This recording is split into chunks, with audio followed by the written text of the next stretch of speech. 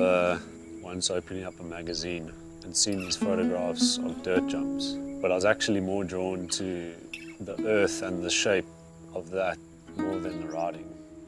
Just the beauty of it, you know. For me, that's where it started. I had the privilege to go on a few scouts with Fanie. In South Africa, we call it bundu bashing.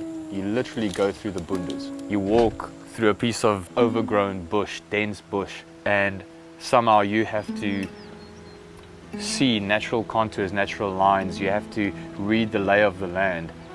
It's an incredible thing to witness. A lot of people just see the end result as the trail. Everything leading up to it, that is not something that's often spoken about. That's not something that people see.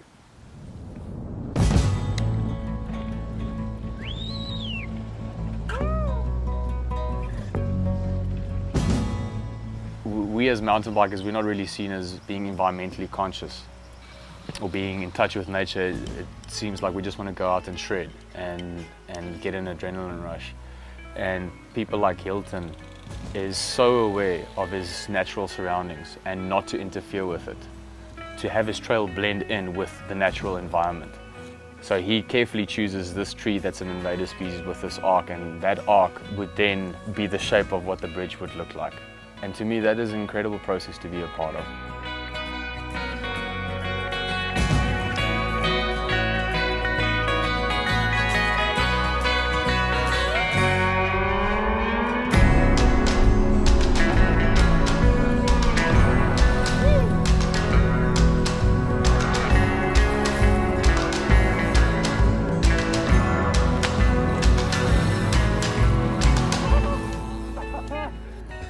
What we do with our time and our creativity is just the instrument in teaching us. It's not always the physical act of what you are doing, but it's the time spent in that process.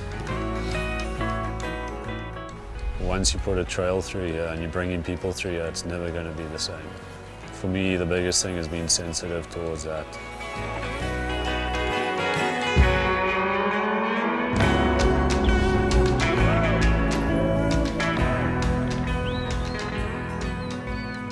I feel as a kid what you're exposed to has a deeper impact on your life.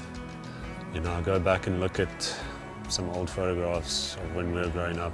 My mom's got a lot of albums and it revolves around a lot of their adventures, and almost all the photos we as the children are in it, and they never excluded us on those adventures. He just really enjoyed the riding and the experience and being out there, and it was him and the trails more than anything. He has the ability to, in a plantation, to read the topography, and he can see where he can stand. He's a visionary. He can see what the line must be, and then he walks it, and he walks backwards and forwards, and then no, it's not right, and then he changes it. So he knows that he understands the dynamics of everything.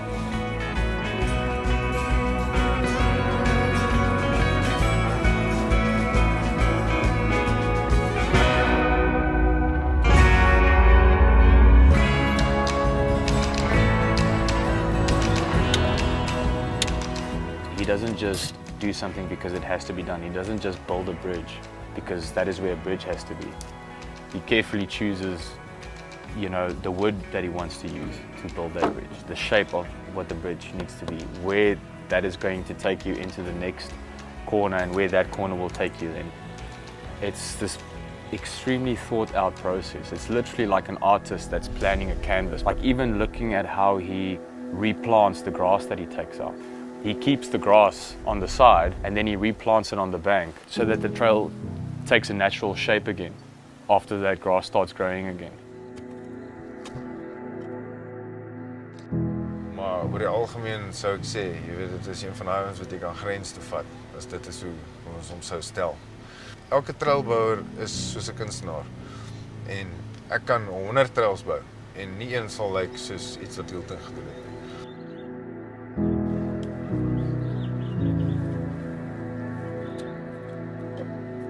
It felt like I've known him for a long time when I met him. And I could sense there's something about this guy. He doesn't say a lot, but he speaks with his eyes and he speaks with his hands.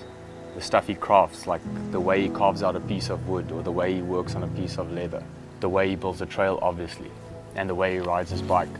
He doesn't communicate like most people.